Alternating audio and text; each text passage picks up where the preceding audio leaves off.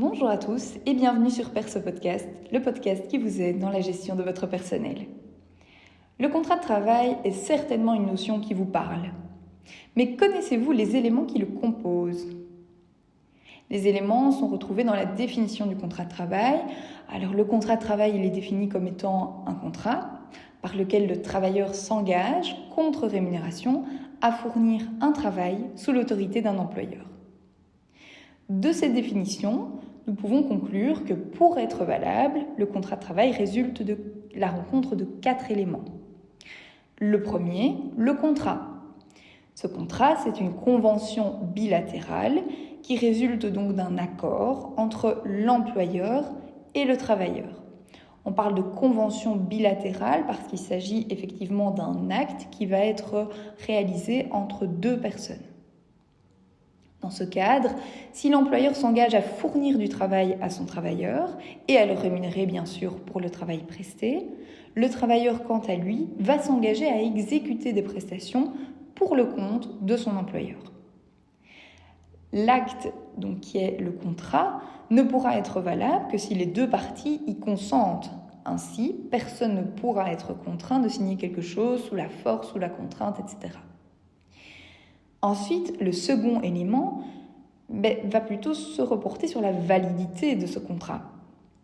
Pour qu'il soit valide, les parties doivent être capables juridiquement, donc soit elles sont majeures, soit elles sont mineures, mais elles ont obtenu l'autorisation de leur représentant légal.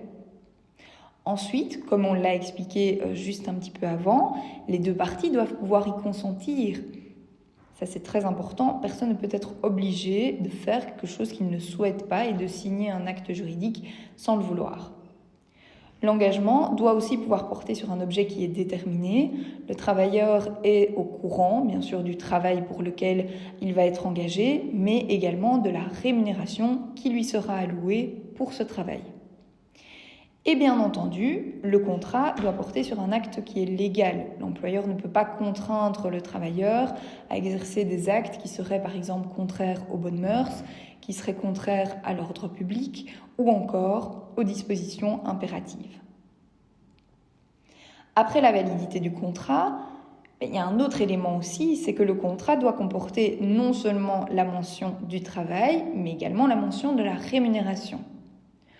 L'employeur, comme on l'a déjà expliqué aussi, a l'obligation de faire travailler son personnel et le travailleur a l'obligation d'effectuer ce que l'employeur lui demande, pour autant bien sûr que ce soit lié à la fonction qui a été déterminée dans le contrat de travail et la fonction pour laquelle le travailleur a signé ce contrat.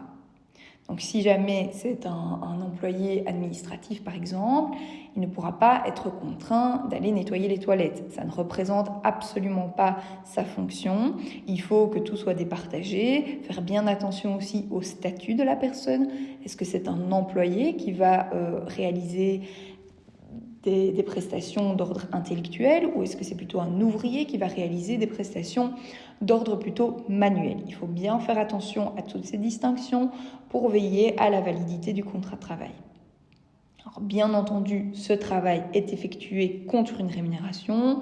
On peut voir cette rémunération comme une récompense financière pour le travail qui a été fourni par le travailleur. La rémunération, elle doit être déterminée ou à tout le moins déterminable pour autant que cette dernière puisse respecter les barèmes légaux minimums qui sont déterminés par les conventions collectives de travail prévues dans le secteur et plus particulièrement reliées à la commission paritaire de la société. Une dernière composante importante du contrat de travail est ce qu'on appelle le lien de subordination.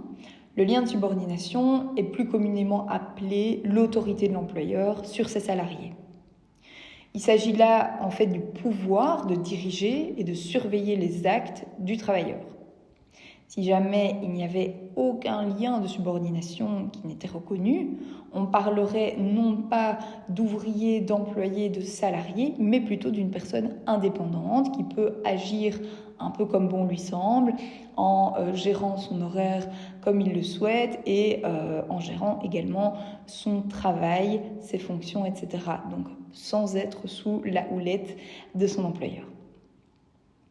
Maintenant que vous connaissez les éléments qui composent le contrat de travail, Pensez-vous qu'une partie ait la possibilité de modifier un élément de contrat de travail de sa simple et de sa seule volonté ? Alors bien sûr, non. Il existe des éléments qui sont essentiels et qui ne peuvent être modifiés par la seule volonté d'une des parties, comme la fonction, la rémunération, mais également le lieu de travail.